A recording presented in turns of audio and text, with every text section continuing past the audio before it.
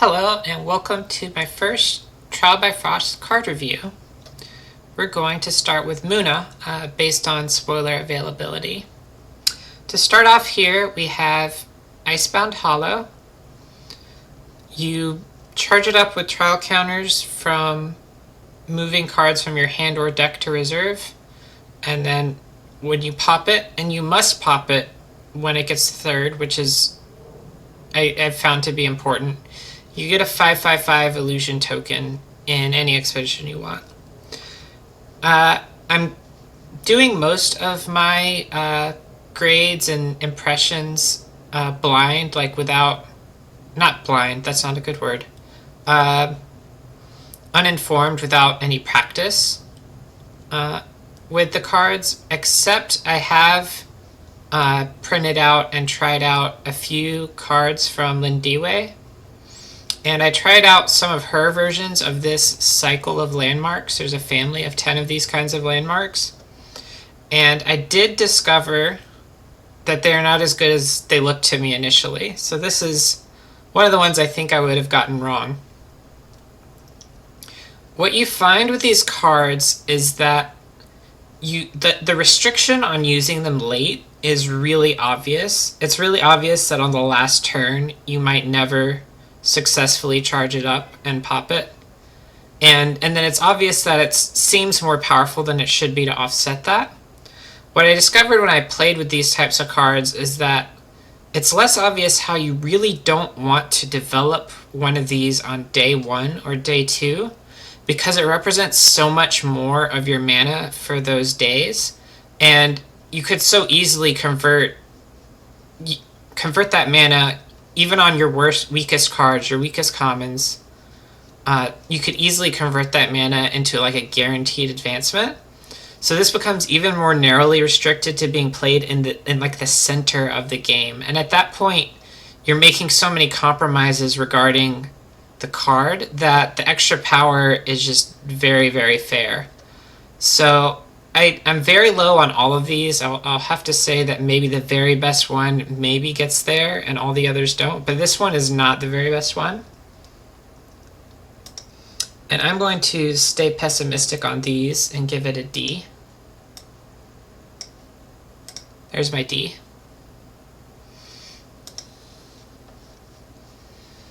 And I didn't talk a lot about the condition there, but I guess I would say that this condition is one that's difficult to do on the last day, and the ones that are going to have to pass are going to be the ones that can take away that can't play it on the last day restriction and actually be playable on the last day. But this isn't going to be feasible on the last day. You got to play Rare Harvest, and then you also have to play a Keylon Elemental all in one day. That's a lot.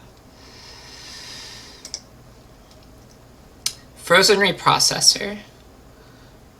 This is the same as Axiom Reprocessor from the Beyond the Gates, except when you resupply, it's exhausted, and also in Beyond the Gates, the Muna version of the reprocessor did not have an immediate resupply. This is going to be generally better than the one that was available to Muna in Beyond the Gates, but that one was not good enough, and I don't think getting one more resupply is going to flip the script. Landmarks have had to be very, very cheap and have a very strong impact to be worth having 0, 0, 0 stats, as some people like to make a metaphor of it. And this is not going to help to just have one more resupply. Having played with the previous version, or the previous iteration that Muna had available, it felt like I was like 2 resupplies short of getting the total value I needed, even if I had a lot of the really good from reserve plays. So I'm going to give this a D. Akla. When I gain one or more boosts, exhaust a card, and when played from reserve, there's an automatic boost. It's the whole thing is baked in. The interesting thing about this card is that exhaust has diminishing returns, so this is providing you an ability to do something repeatedly, but you don't actually want to repeat that thing a particular amount. You still get some returns. You still might find a second thing that's exciting to exhaust, but for each thing you exhaust, the less likely that you find something really fundamental to your opponent's strategy. Unless you've really positioned things really well to where these exhausts are making it so your opponent has no cards that they can play at all, then it's pretty effective. When it costs 5, it makes it hard to navigate and assess such a position. And when it costs 4, that's pretty rough too. This card is just rather expensive. It is in some weak competition since Sabotage in Muna is very restricted. But there's some other exhaust from within the same set that's going to outclass this.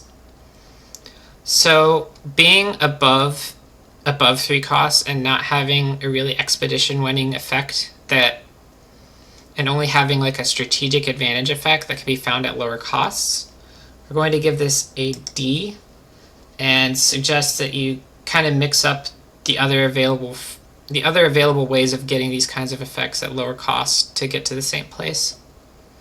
335 is pretty reachable in other ways.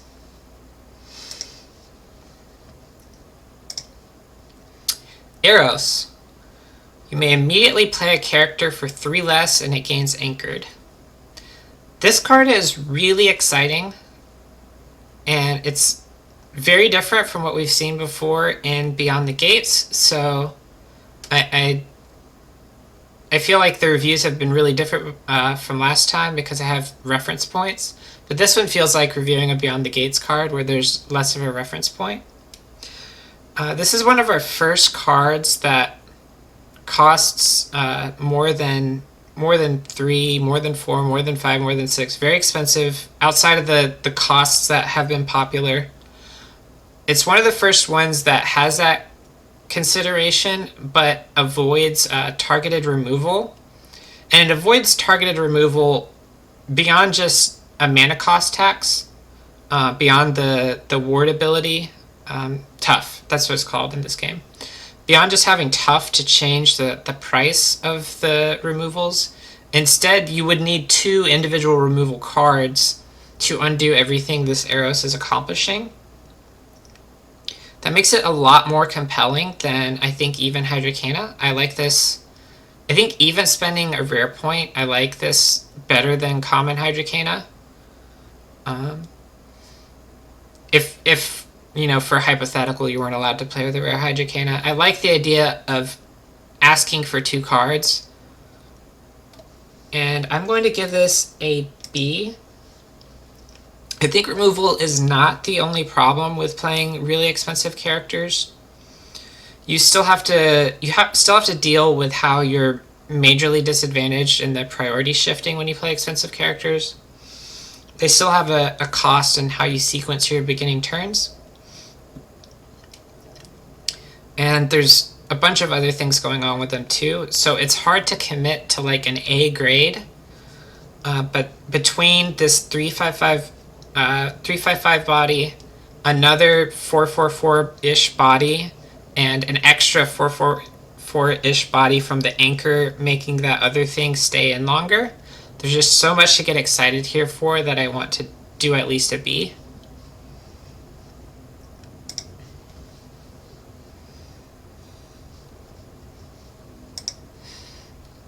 Will-o'-the-Wisp. If the expedition facing me is in forest, it can only move forward due to forest. So first time this functions a little bit like a 333. Second time it functions a little bit like a discounted 333. And if you want to go down a card, you can make something else be the thing that's discounted. This is only really going to be above rate and like you're really doing it if you can find one of your opponent's characters that's actually bad at forest. It's not okay. It's not enough for it to be like good at forest and water and bad at mountain. It has to actually be bad at forest specifically. Or the other way to take advantage of this is if you yourself are playing things that are only good at forest, like Mowgli, like common Persephone. If you didn't upgrade Persephone to rare, we'll see Persephone later, but she's similar to Mowgli. Like Son of Yggdrasil. I think I'm skeptical of that deck in general. And for that deck in general, I really think if you do make that deck work, that you'll do best if you run a very small package of it with just less committed pieces to it. And I would exclude Will-O-the-Wisp from that package. I would focus on Persephone and then a couple characters with a stat profile similar to Persephone. And I wouldn't run something like this where this Will-O-the-Wisp, if it gets into a place where it needs to advance, it doesn't have mountain and it doesn't have water. So it has some of the disadvantages of a polarized character, even though it is changing the rules about how polarized characters work for the opponent trying to advance past it. For that reason, I'm going to give Will-O-the-Wisp a D. This is coming in with a rare point too, so you really need to be pulling ahead when you spend a rare point, not just trying to figure out how to make the card do what it promises to do. And I see some concerns with it. Santa Claus. Starting with you, each player may immediately play a card with hand cost 3 or less for free. This has a funny loophole that if you have something with a high reserve cost and a low hand cost, you would still pay the entire high reserve cost for free. The only Muna card that you can do that with that I can remember and I'm sure about is Sun Wukong. So you can play the Santa Claus Sun Wukong deck if you like.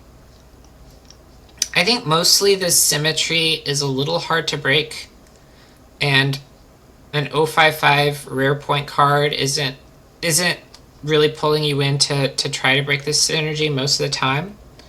There's an exception where this does some funny things with Lyra Festival, because it makes your opponent commit cards to the board faster, move cards out of their hand and reserve faster, which can erode some of their cheap plays that let them pass around the festival, or it can even make them like need to play something with a festival disrupting effect early, just to keep up with this asking you to play a card immediately. So I think that's pretty interesting, and it may pan out as being a thing you want to do. You're not allowed to erode your opponent's hand all that much in Muna, even if you really want to. It was an idea I had. I wanted to test. It was one of those things that's in my first draft, but a skeptical first draft. So I'll give Santa Claus a C. And given that Wukong seems like pretty good tempo, and we might get stuff even better than the Wukong thing, I think things are optimistic for Santa Claus in a future looking sense. Winter outfits. It has lose fleeting every time you use the gear, and characters in my expedition have their highest forest, mountain, and water equal to their best forest, mountain, and water. I don't know if anyone's going to be watching this video without knowing the set mechanics overview. If you did, I'm sorry for glossing past exhaust. Exhaust just means to just like stun a card in reserve until the next day starts. And if you have not seen the mechanics overview, the way these work, there's reminder text on the card too. You play these in one of your expeditions, and when it moves forward, it goes to reserve, just like a character that needs to needs to go away at the end of the turn. So since this loses fleeting, you pay 1 over and over again to get it out into one of your 2 expeditions as many times as you want. Winter Outfits is a card I might be really wrong on, because it's definitely not like a 2 mana 4/4/4 or anything. But I think it's one of the best cards in the set. It strikes me as being very, very powerful.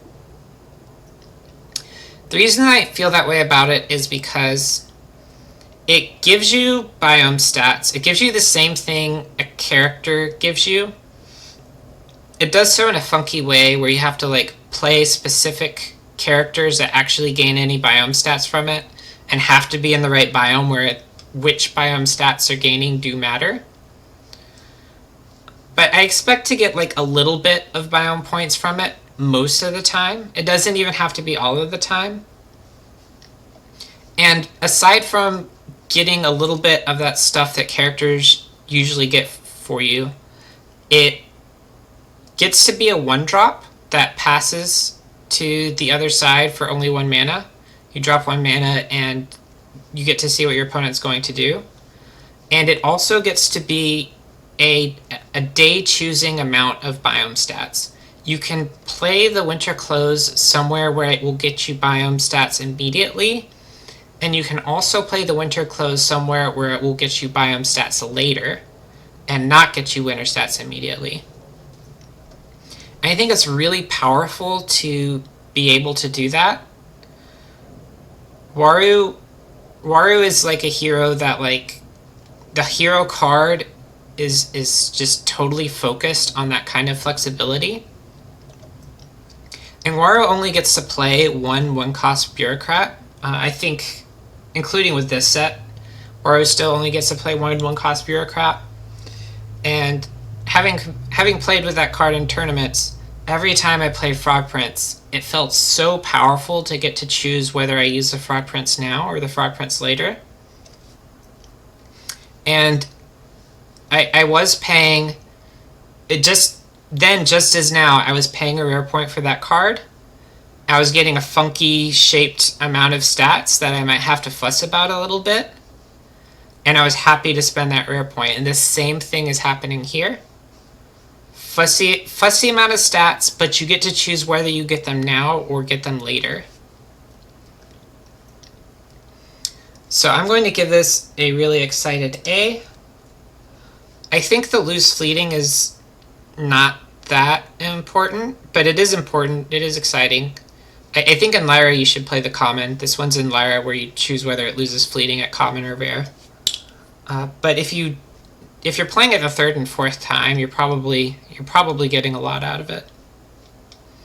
But I don't think this is something where we need to worry that we're going to draw it on day 5 and not get to use the gold text. It's going to be great even then.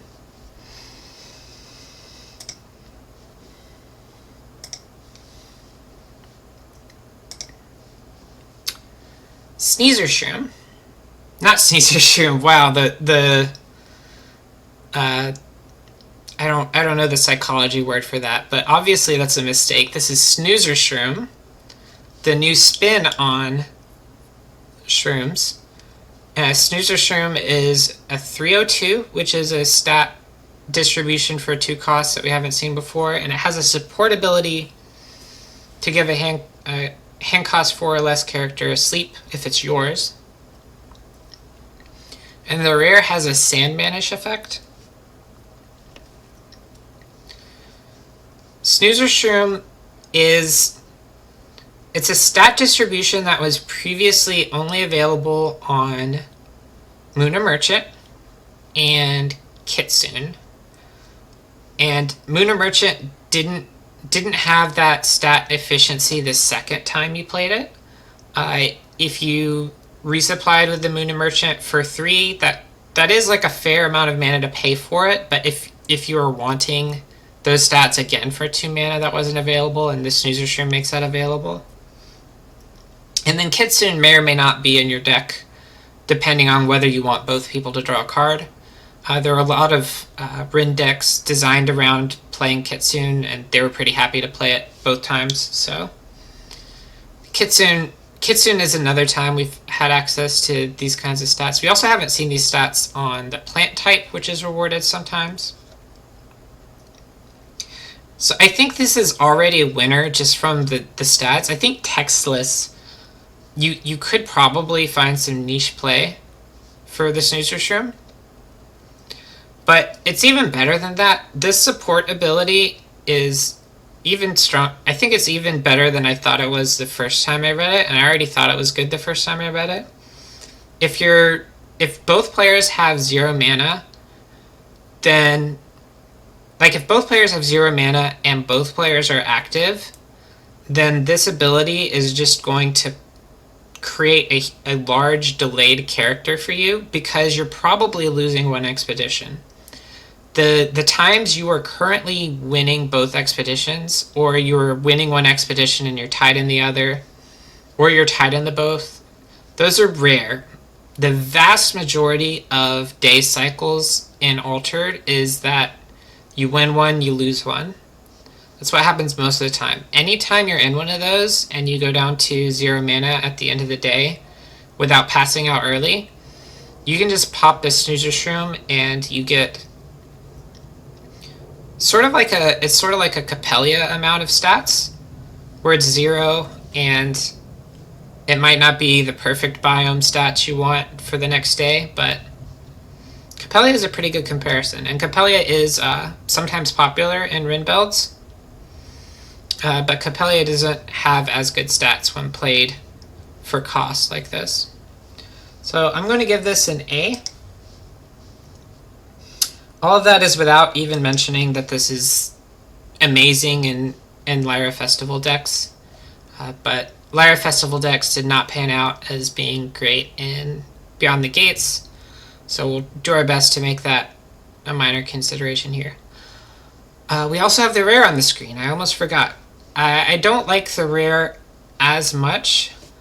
The rare denies you... You can't play the rare and the common at the same time. You can't get the 3/02 for 2 cost efficiency at the same time as a sleep effect. You have to pay the full 4 mana, and it has to be... I mean, it says May, but you're not getting your rare point back anytime you opt out of doing this. So I think it's really going to be better to put 1 Beauty Sleep and 1 Common Snoozer Shroom in your deck and do many of the other strong things that you can do with a rare slot in Altered. And I might be a little biased by how rare Ogun has felt inflexible for me, even though that's a pretty different card. The 4 cost rare Ogun plays aren't quite as exciting as 4 cost Snoozer Shroom, because this could be the winning turn of the game.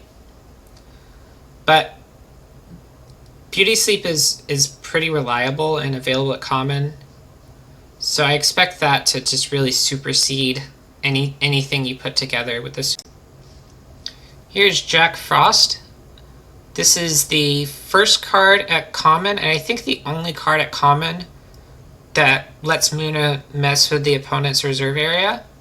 You can exhaust target card in reserve, and if you spend a rare point, you can get an arrow form of it so that you can do that effect twice. I think doing the effect twice is not very important, because often you're going to get a key advancement from your exhaust, and by that point you might just be way ahead where you don't need to use conditional effects to get further advantage in the game, as long as you block your opponent's key conditional effects. But it does let you still use the Jack Frost if you have a resupply heavy deck that hits Jack Frost.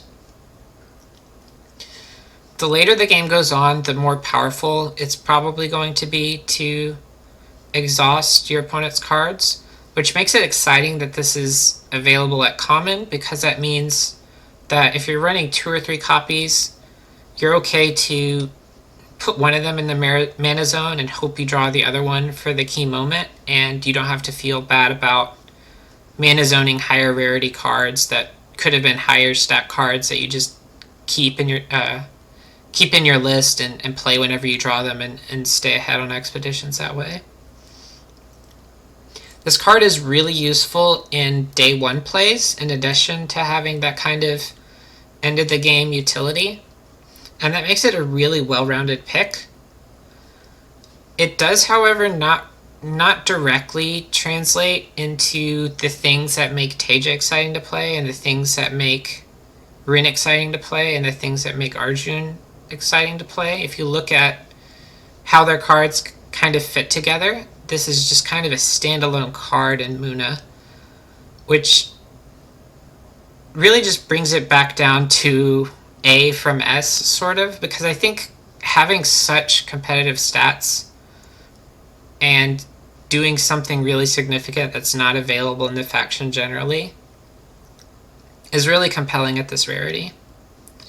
So I'm going to give Jack Frost an A. It is an A that I wouldn't be surprised if it's the 40th, 41st card that doesn't fit in because of the game plans for each of the heroes. But I also wouldn't be surprised at all if it would fit in, so I feel happy about saying, hey, let's start this at A. For the rare, I'll say C. I don't think this is the most prodigal thing anyone has ever done with the rare point. It's a very interactive thing to be doing with the rare point, even if it doesn't seem like it's quite enough. And there were the upsides to making this low rarity that I mentioned. It's also something different for your arrow to be doing if you ever ended up running Ganesha or mechanical training. Your deck might be structured to where the arrows are only anchor, or the arrows only add counters, and it would be like a third more versatile thing for your arrows to be doing if that edge case ever became relevant. Persephone. This is a card I think the most people are excited about in this set. There's a family of cards on this Forest Matters Rin focus theme, but this is kind of the flagship card. And I do think this is the most powerful one of the bunch. The common is not the one you want most of the time. The common would do okay if you're playing it on top of that Will-o'-the-Wisp card, but otherwise the common has the same problems that Lyra Navigator and Rare Mowgli has, where it's hard to play a card that only guarantees your own advancement and isn't helping block out your opponent. And as that kind of card can lead into your opponent advancing twice and you advancing once, and then you have an advancement deficit. And any kind of advancement deficit is hard to overcome in Altered. On the other hand, the rare, we'll say the common is a D. The rare is changing her own forest region and changing the opponent's region to both be forest.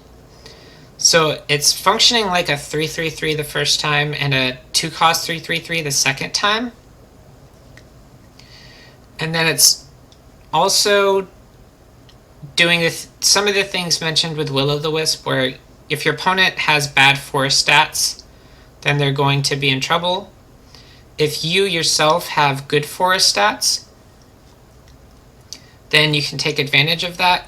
And unlike the Will-o'-the-Wisp, it doesn't matter where you play this. You create a forest, so you don't need to find a forest to make the Persephone play in. You can make it wherever you want. The other advantage this has that the Will-o'-the-Wisp didn't have is that you would have missed a Rin draw if you are playing this into a part of the adventure track that did not have any forest. And so you're potentially getting an entire new resupply, a draw and put into resupply, which is sort of like a resupply, that you wouldn't have had before. Which makes this a little bit comparable to Baba Yaga. You're only getting half a card, but you have a little more stats compared to Baba Yaga. And that's the kind of thing we're usually willing to spend a rare point on.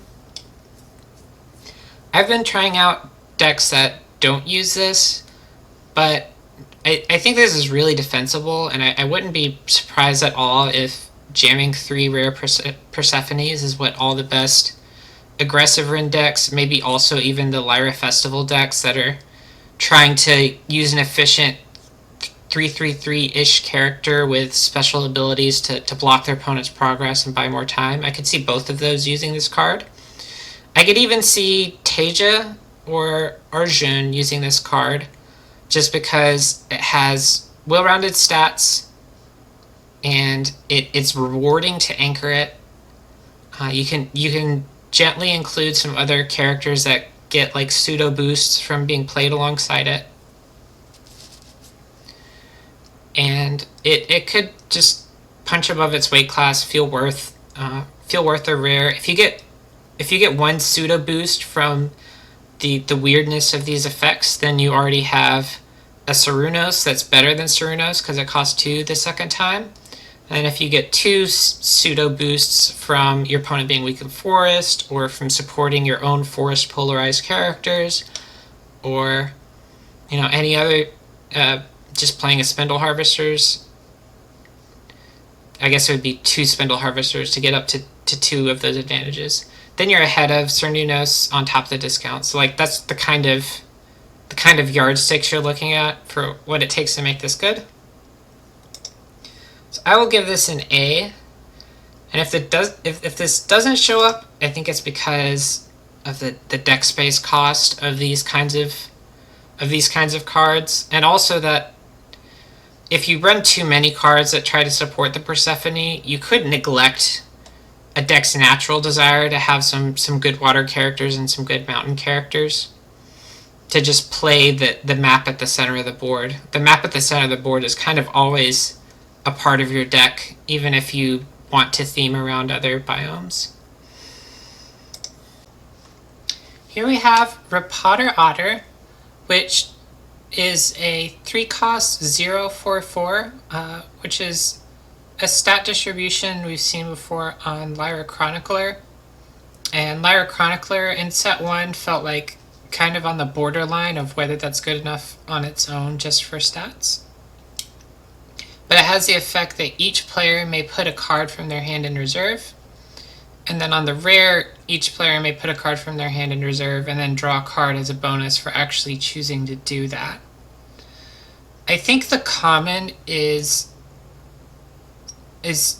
pretty compelling, probably good enough to fit into the right decks that can make use of the effect. Keylon Elemental can only be accessed at rare in Muna. And this is a slightly worse mana cost and stats, but a much better rarity to just play this as a common. And most opponents probably won't actually be able to use the put a card in reserve effect against you, or if they do, it might be weak enough that it's not a big deal. Even decks that are totally designed around utilizing the reserve they're designed around utilizing the reserve, which means that they're already putting their cards into the reserve proactively with their own Keylon Elementals or their own mana zoning decisions and early plays, to the point where they might not have, at the moment you play this, they might not have the right card ready to put into the reserve.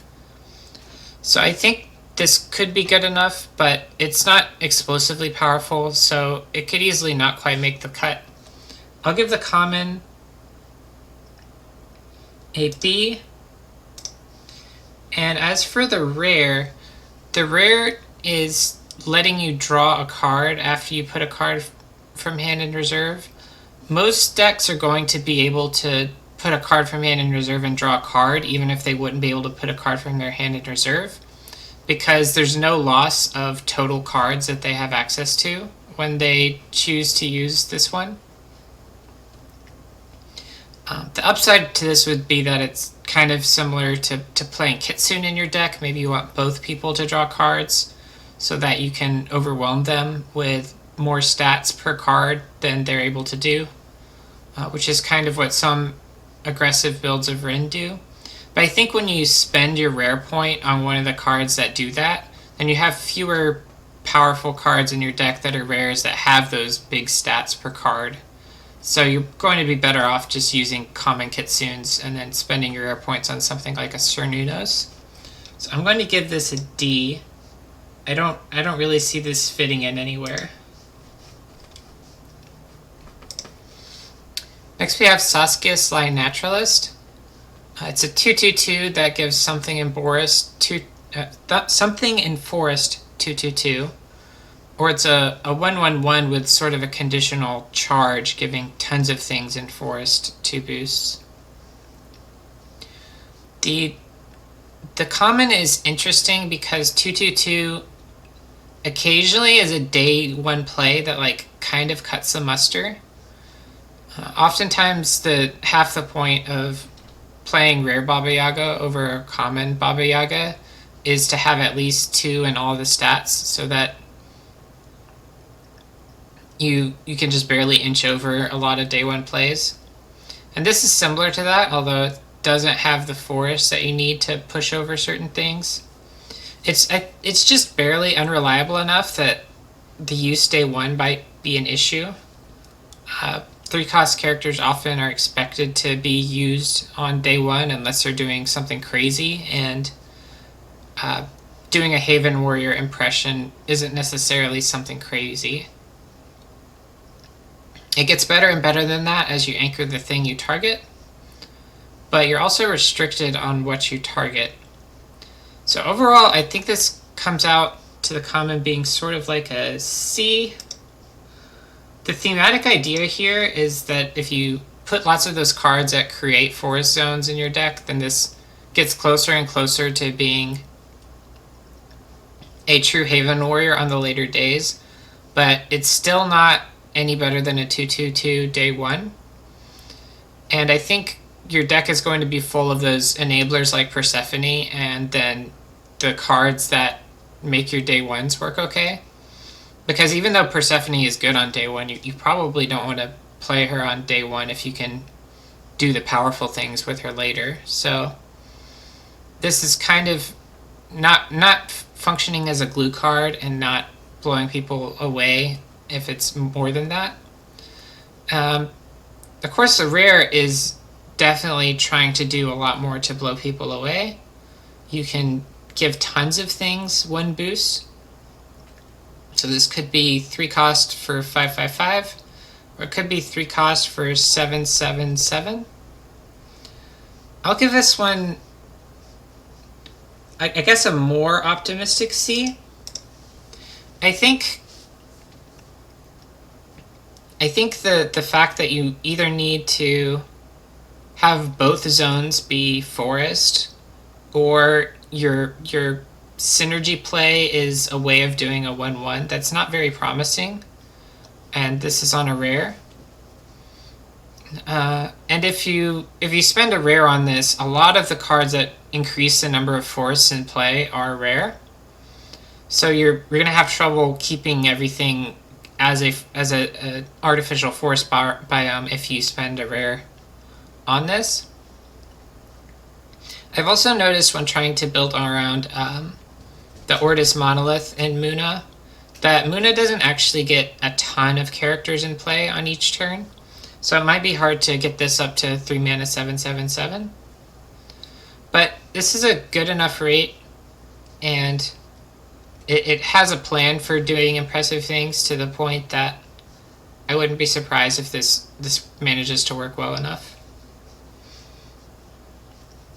It does have the upside of being a little more flexible against removal than Son of Yggdrasil, trying to exploit lots of forest zones.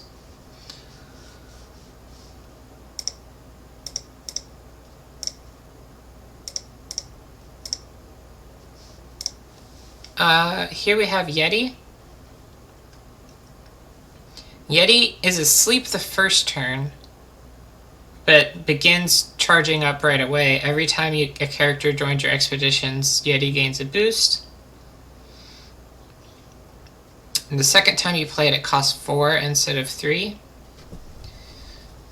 This card does get to probably about 555 just like an average time.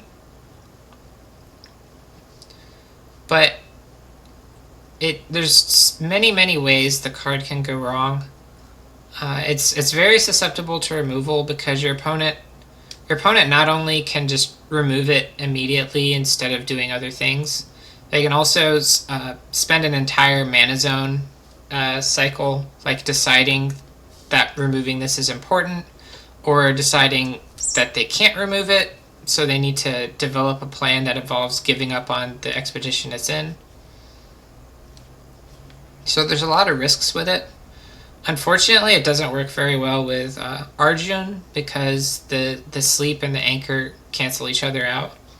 So even though it costs 3, it's kind of awkward for Arjun. And the second play costing 4 is a little bit steep. Rin can probably just not play it the second time because she draws so many cards and resupplies so much.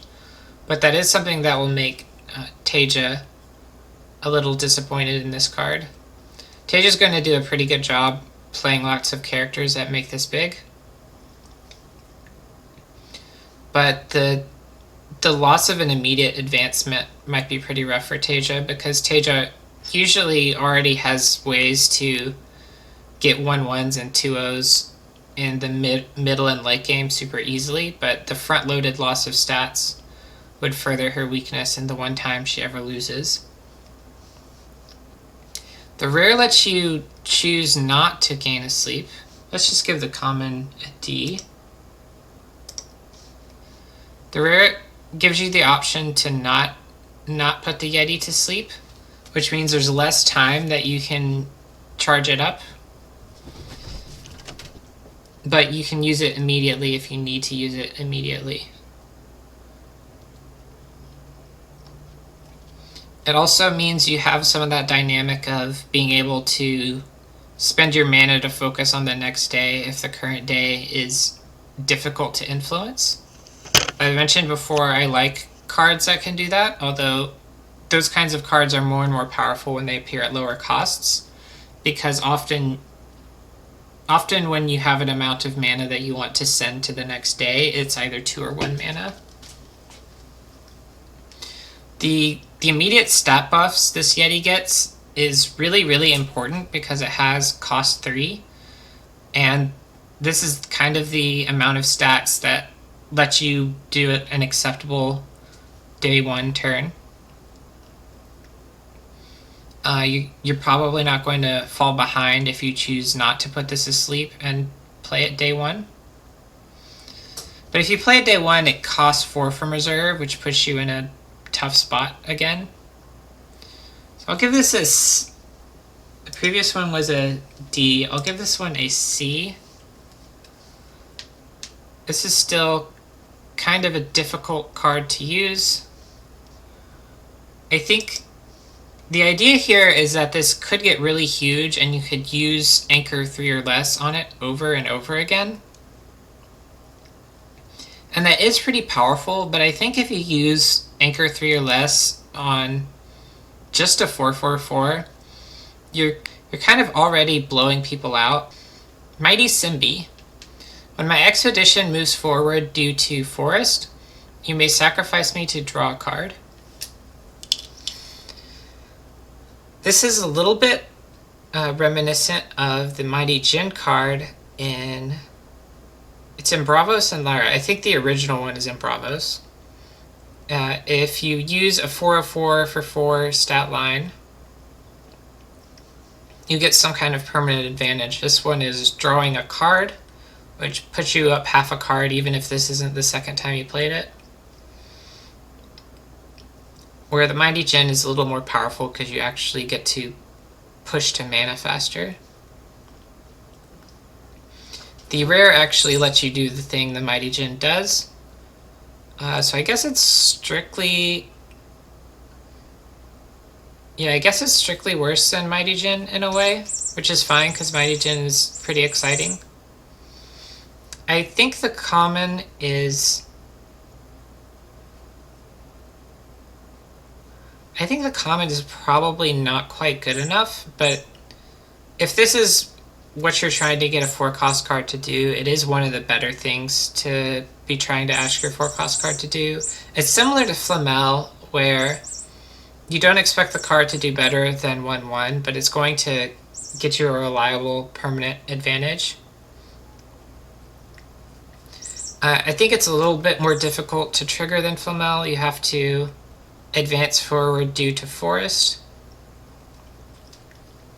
You have to be okay with this 0 stat. So those things are a little bit tricky, but that's kind of a good comparison. Flamel is kind of on the borderline of being good enough. So I guess we could say this is a B. Although I don't think this quite makes it. I think this is a lot better to be playing than, just a large 4-cost character. Or trying to meet Verdict-back's conditions for it to not have Defender. For the rare, I think the rare's increased jeopardy for not meeting its own condition, where it lowers his Forest stat. I think that concerns me so much that I'm not excited about the orb in the mana zone. Especially because I've noticed with Mighty Djinn often isn't playable on day 2 because you don't get the biomes that would let you play it on day 2. So any condition that makes you wait to play the card later, you're getting mana ramp later, and the later you get mana ramp, the worse mana ramp is. Mana ramp starts to approach the same value as drawing a card because you might just be skipping your manas anyway at that point. So the fact that you would probably need to slow down and pick your spots about when to play this rare Mighty Simbi has a really bad interaction with Exhausted Mana Orb being the reward you get for it. So I'll put the rare at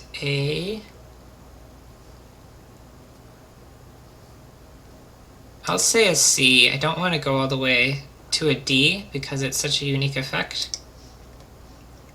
There's only so many ways to ramp mana, and this is a much better way to ramp mana than mana channeling, which is a 0/0/0.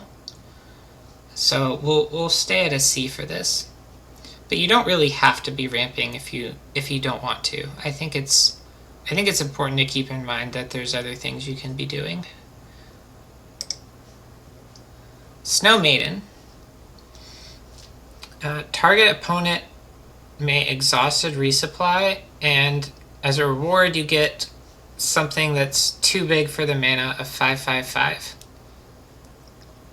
So I guess this is a great example of something I was saying would be worse to be trying to do with your clunky 4 mana plays, because this is almost the opposite of Mighty Simbi, where you're probably going to just have a 1/1 trade turn anyway, but you've given your opponent some kind of lasting advantage. It's going to be exceedingly difficult to get to such high mana or get to some kind of board state where these extra stats above what you would normally see actually win you an expedition. And it's not going to be very hard for your opponent to get some kind of benefit out of exhausted resupply. Snow Maiden is a D, and it makes it worse that it's just like it's not going to keep it's an elemental, it's not a plant, it's not going to make any of the cards that interconnect in your deck interconnect any better. So you're not going to be able to line up your Yongsu with your other plants if you're just playing this some of the time on some of your turns. The rare Snow Maiden is even bigger, and your opponent exhausted resupplies twice. This is an interesting thing for them to do with the rare, because your opponent exhausted resupplying multiple times probably doesn't make it that much worse, because the second exhausted resupply will be really difficult to not discard at end of day. The first one can be pretty reasonable to not discard at end of day, but the second one will be pretty tough not to discard end of day. But a 4 cost 6/6/6 is still, it's just going to 1/1 It's just still going to go even on expeditions for what a lot of decks are doing. And it costs 5 the second time you play it as a punishment compared to the common. A 5 cost 666 is just really doesn't cut it in what most streamlined altered lists are set up to do. And we're seeing even more removal in this set. So this is a D. Probably shouldn't have talked so long about it. Leshy. I gain 1 boost for each expedition and forest. And as a rare gigantic, I gain 1 boost for each expedition and forest. I like what they did with the art here.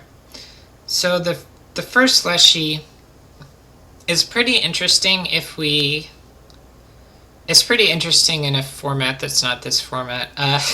If we could someday anchor this, then this might be like the most condensed way of getting a bunch of stats, because it's 5 cost 7, 7, 7 sometimes. Probably like a few times it'll be that, because at the start of the game, maybe at least one person hasn't left the starting expedition, and then you just need to get 2 of the others into forest.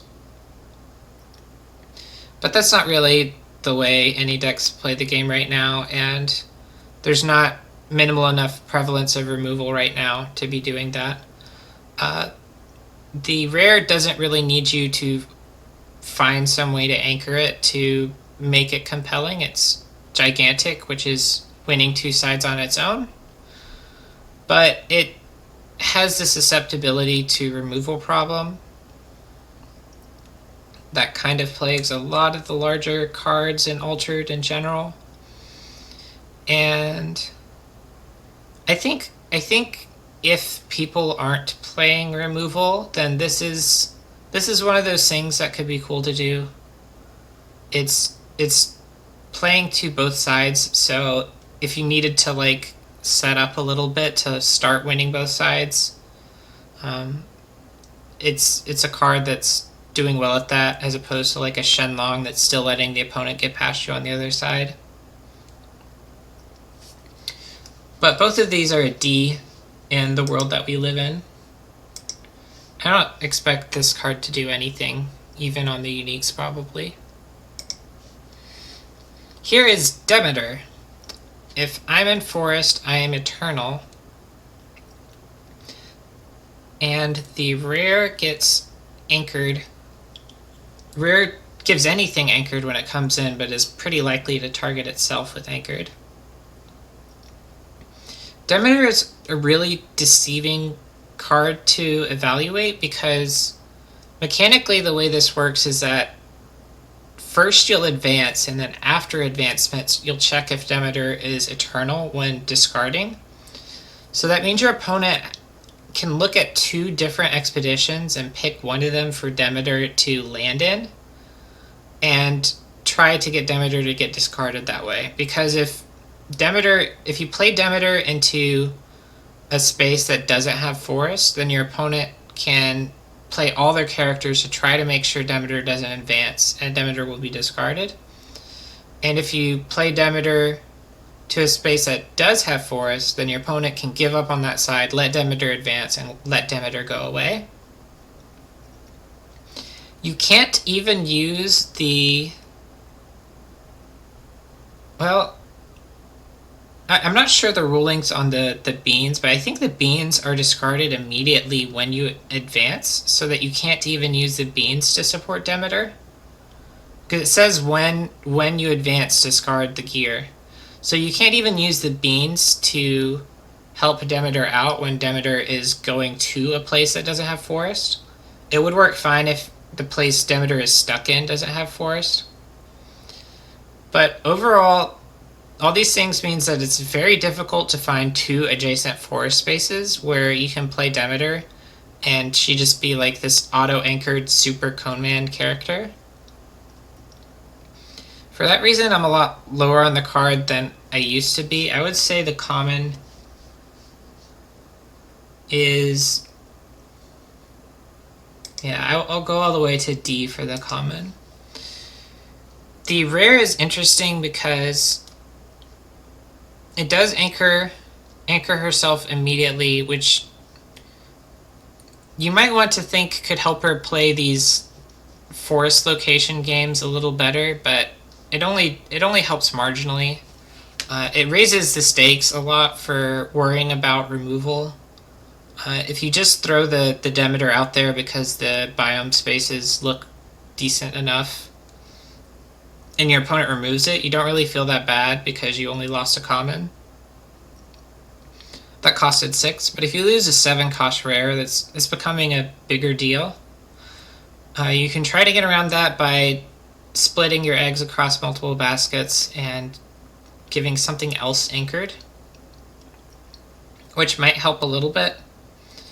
But to some extent, I might just want to play Spindle plus Hydrocana instead of doing this. Or play the rare Spindle plus Anchored Plants or some other way of blocking removal. Or just play Eros, which I like a lot better than this card and is coming in this set. Eros just has this like baked in way of splitting your risk across multiple expeditions and multiple characters. And Eros's stats are not that much worse than Demeter's. You have 3 less forest, but you're trying to play Eros into a place without any forest, at which point you're only kind of 1 stat point worse, and you're summoning a whole extra character.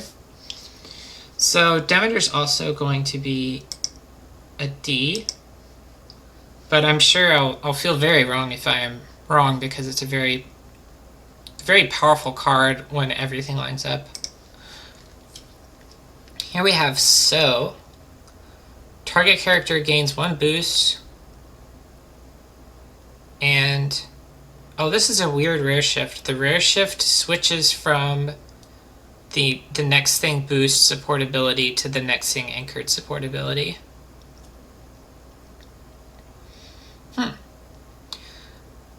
I think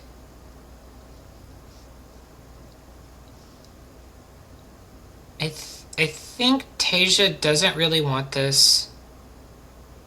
I think Arjun does like this. This is probably in the set for Arjun. And it's kind of neat how it does work with Arjun pretty well.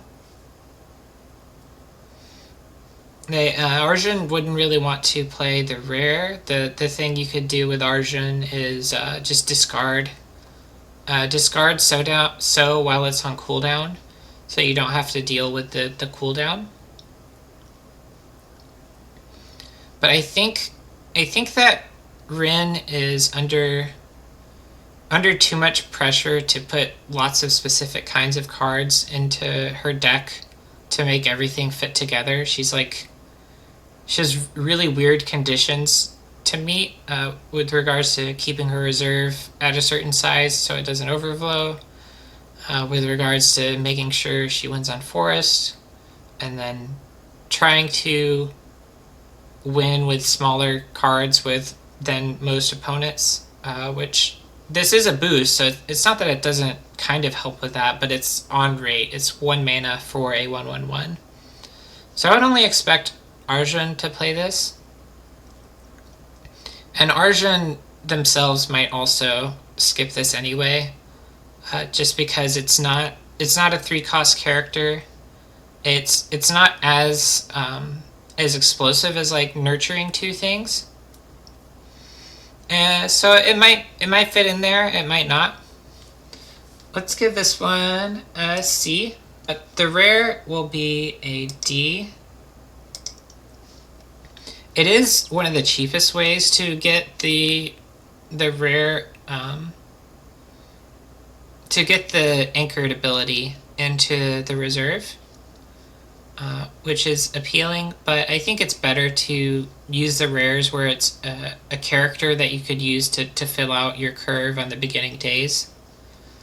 And this isn't going to fill out your curve on the beginning days quite as well as Asia. Lost in the Woods. Send target character in forest to reserve, or discard target permanent. The rare has an ability that says you can target anything to go to reserve, but the controller will draw a card. I think you probably don't want to play the rare because Mana Reaping is so solid. It gives you that same flexibility and a similar penalty, especially the later you play it. As mentioned earlier this video, late in the game, ramping mana and drawing cards become more and more similar. So I think anytime you want to lose a rare point for the flexibility, you should just probably play more Mana Reapings. Maybe turn one of your Mana Reapings rare so you can play it twice. That might still be better because it kind of condenses it. The common, however, is going to let you discard permanents at common at the cheapest cost that's available to Muna, which is really compelling just to have in the card pool in general. Even if you're playing Mana Reaping or Cloth Cocoon, it could free up those other spells to do the other things they're good at if you take out a permanent using Lost in the Woods. And it's not super risky if they don't play any permanents for you to remove. You still get a decent send target character to reserve for 3 if you can't find a permanent to remove. So both of these are pretty good.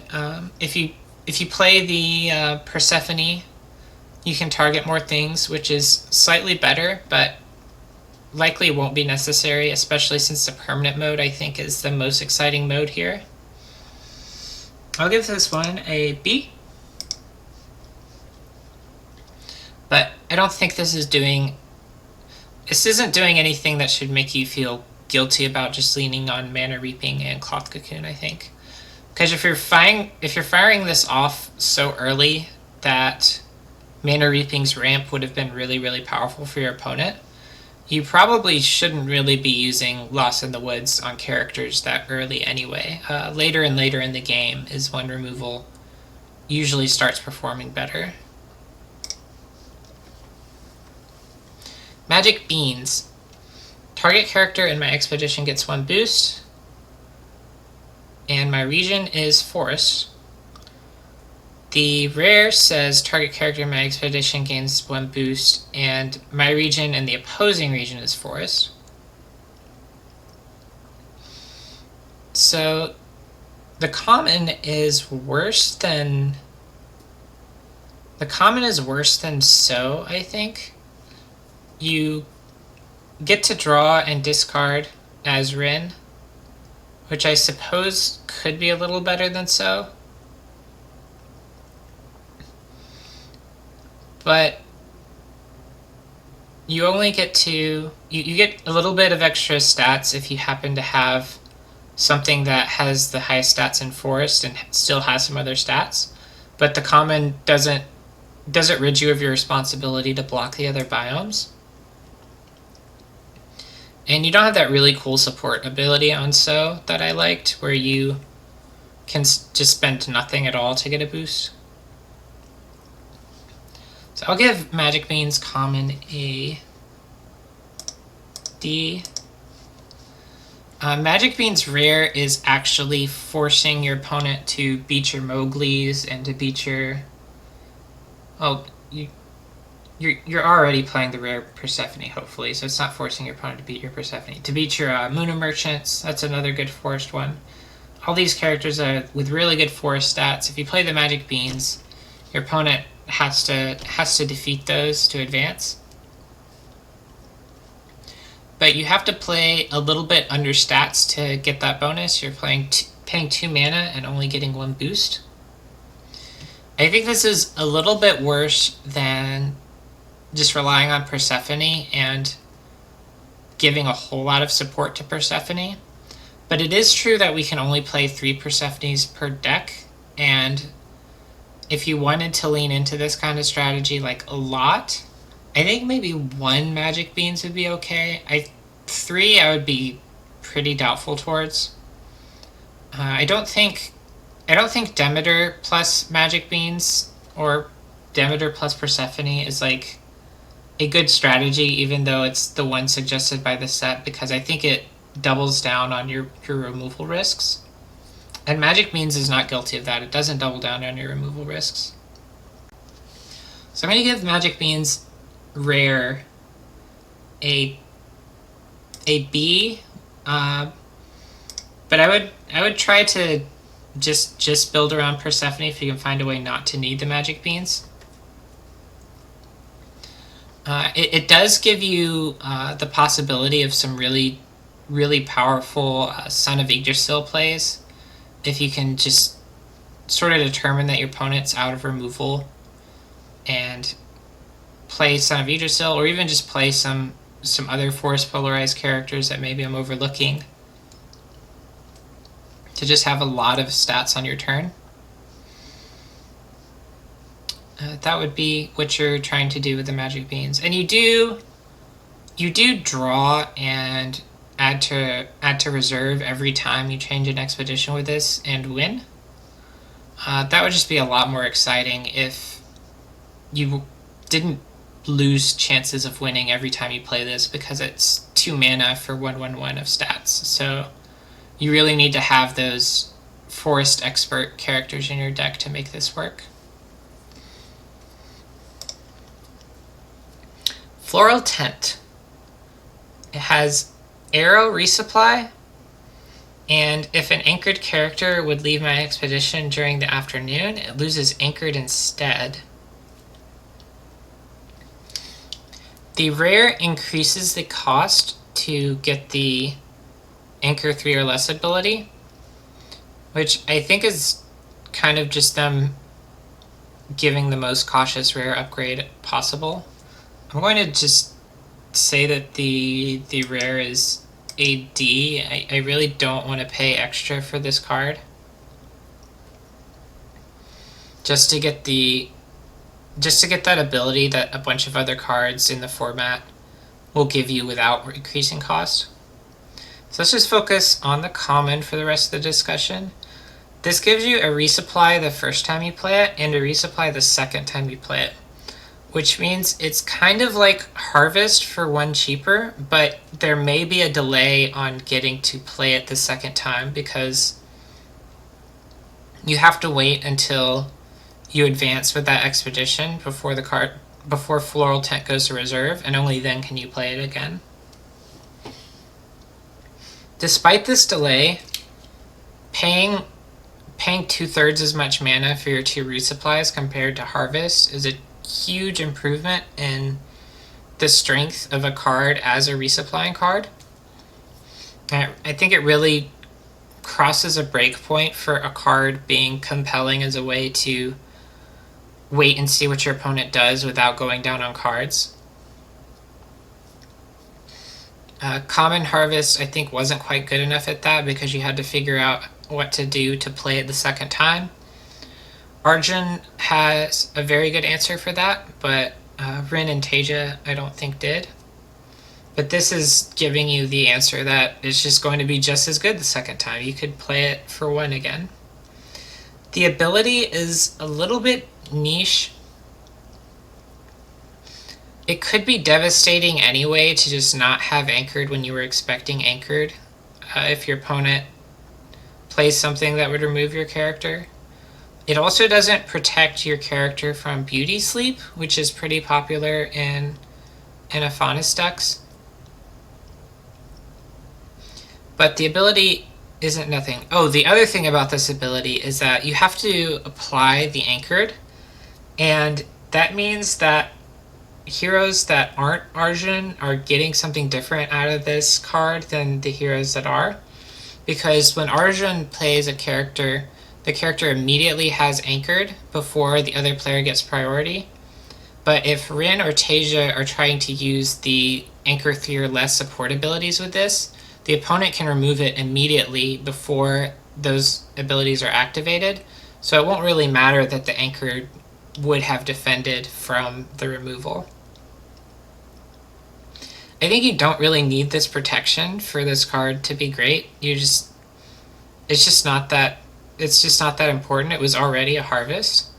I think it's really cool that they gave Arjun that bit of advantage for if they include this card. I think Arjun and Rin will definitely have 3 of this card, I think. And then Tasia might too.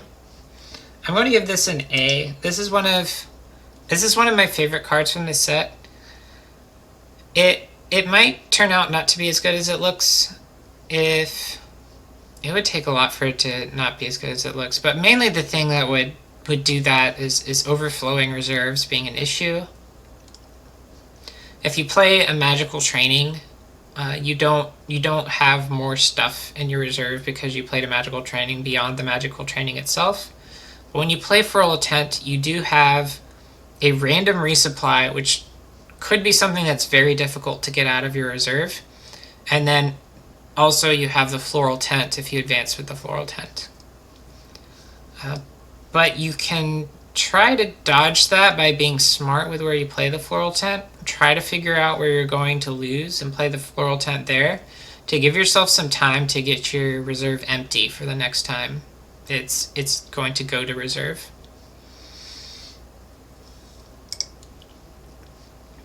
Icebound Taiga. When you play a character in Forest, I gain a trial counter. When I gain my third trial counter, sacrifice me, you get a 5/5/5, and then it gains anchored. The rare is cheaper from reserve. Oh, I still have the A on the screen. I'm going to give both of these a D. I mentioned on the previous Icebound landmark that I don't like the landmarks in general, and a lot of the concern is the specificity of the phase of the game they need to be played in. And this card has a restriction that relates to needing to use the card in specific phases of the game. It has to be when forest biomes are up. So if those phases don't line up with the mid game when I think these landmarks need to be played, then you're just up a creek without a paddle. Ebenezer Scrooge. Cards played from reserve cost 1 less with a minimum of 1. And then it has the snooze ability. Can discard it from reserve to give something a sleep. I was really excited for this ability on Snoozer Shroom. And I'm excited to see it here too. If this support ability does even better than it looks, then just spending a rare for a 3/3/3 that has that ability just might be a strong thing to be doing. You also have this gold text on your 3/3/3 though that I actually kind of think helps Muna less than a lot of other decks.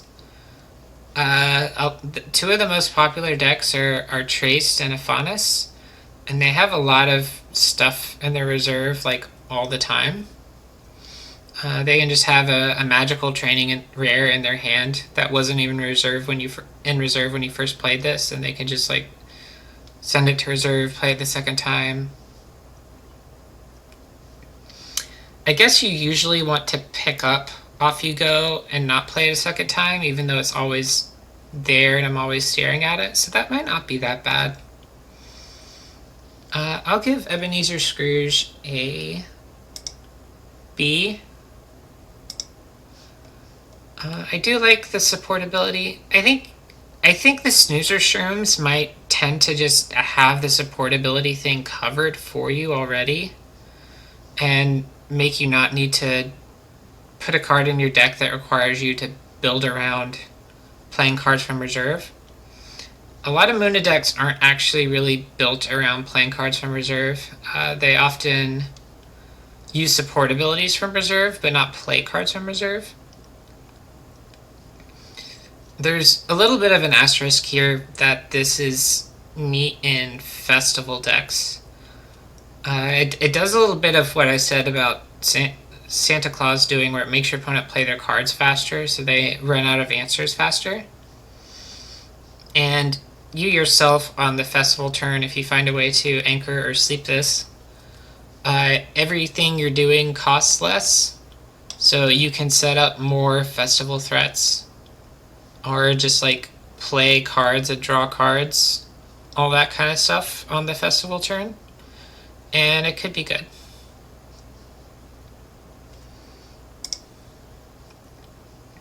Machine in the Ice. When I go to reserve from anywhere, exhaust me, And when played from hand, send me to reserve.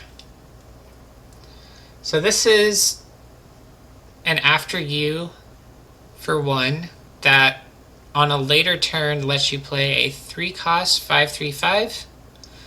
And then in Rin specifically, you can just send this straight to reserve, and you just have a 5/3/5 in reserve, which you can already do with Common Daughter of Yggdrasil. But you can't play 6 Daughter of Yggdrasil, can you? So if you're really into that, Machine in the Ice might be what you want to do. I could imagine those aggressive Rin builds, those Rin builds that are out for blood, just wanting even more copies of a Daughter of Yggdrasil-like thing. You can go to day 2 and you can play Machine in the Ice for 1, see where your opponent plays, and play a 3-cost 4/4/4 on the other side. And the next day you get to play this 5/3/5. I'm gonna put this at a C. I don't think you need to spend a rare point to get access to things that are at least that good. So I think even aggressive Rin isn't going to play it. But it's definitely not embarrassing on rate, so it just might get there. This is very funny against Council. You can just play this for 1 against Council, and it's just a 5/3/5. So that's always good to keep in mind if you have a local meta with 2 Warus or something. Dong Deshen. At noon, you may exhaust target card in reserve. So this is intended for Arjun as an out-of-faction card in all likelihood. And it gives you like a helpful ability. There'll usually be something neat in reserve that you can exhaust. It's not quite as powerful as drawing a card, but you have better stats than Inari. And it's not quite as powerful as resupplying a card in Aloe Vera, but Aloe Vera, well, this could be stronger than Aloe Vera, I guess, if you think about it, because you exhaust their best card instead of giving yourself 1 random card. I will give this... I'll give this a C. I think Arjun could play it, and no one else really wants to play this at all. But it wouldn't be too surprising if this fits in with what Arjun wants to play, because if you think about how it stacks up, it's probably a little worse than Inari, especially Inari supported by Winter Close. But you can only play 3 Inari.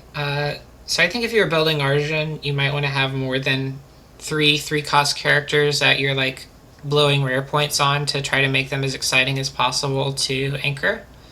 So you might pick Dong Deshen as one of those. You don't actually lose a rare point on Aloe Vera in Arjun sometimes because it's so easy to anchor the common. So you have some budget to be playing something like this. Probably not a full 3 because of the diminishing returns on exhausting cards in reserve. Ortis Liaison. Each other character you control gains 1 boost. Again, like I mentioned about playing the Ortis Monolith, I think Muna just doesn't actually get that many characters onto the table.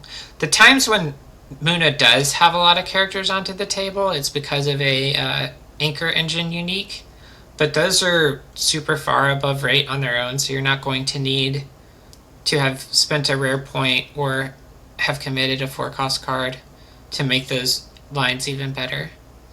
So Ortis Liaison is a D. I don't think this is a rare point. I think if this was a common, it would be worth thinking about a bunch, because just one thing lingering in play, and this is a 4-cost 3/3/3. Then 2 things lingering in play, it's like a 4-cost 4/4/4, and then what if you anchor it? It's getting better and better than that. But at rare, you should just be playing Ogun instead, actually. Ogun is like one stat point worse on its own body, and then most of the time your stuff's gonna be plants, like mostly. So just play Ogun if you want this card. Rime Frost. Discard target exhausted card from reserve or exhaust target card in reserve. This card is like it's not good enough most of the time because you're paying 1 to sabotage something that you already exhausted. Which means that, I mean, I guess they didn't get a chance to play it if you played Jack Frost. But if you played Jack Frost and then played this, you're like pretty far below rate, having spent 3 mana for 2/1/2. So the sabotage is not going to set you up for greatness necessarily. If anything, maybe you would play this because your deck doesn't have Jack Frost, but Jack Frost is pretty solid. I would think you would want to be on Jack Frost instead. The exception to all of that is that I think this card is really exciting if you're playing a Lyra Festival deck, because if you play this on the very last turn when you're trying to go for the festival, you can just exhaust target card in reserve, and you have a really good reason for not playing Jack Frost, and that's that Jack Frost costs 2 mana, and you want to set aside every possible mana you can to doing a festival combo and priority passes. And you don't have to worry about it costing 2 the second time you play it, because in that kind of scenario, those decks kind of try to accumulate lots of cards as much as they can for the end of the game. And you don't have to worry about the card unexhausting and being threatening the next turn because you're hoping to win this turn. So I think it has a lot of promise there, although there can be a lot of demand for cards that actually participate in the combo and cards that keep you alive long enough to do the combo. So it still might not even make the cut there. I will give it a C because that festival thing does exist. I could be surprised that this is like similar to acapella training and people want to play it to just pass priority and do something helpful, exhausting one of their opponent's cards, but I think exhausting is not going to quite do enough. If this was a 1/1, it'd be a much closer call. And that's the last card. Thank you for watching. I'm hoping to have enough time to review the other 5 factions too, and I hope you'll tune in for those. Have a great time in the Rime.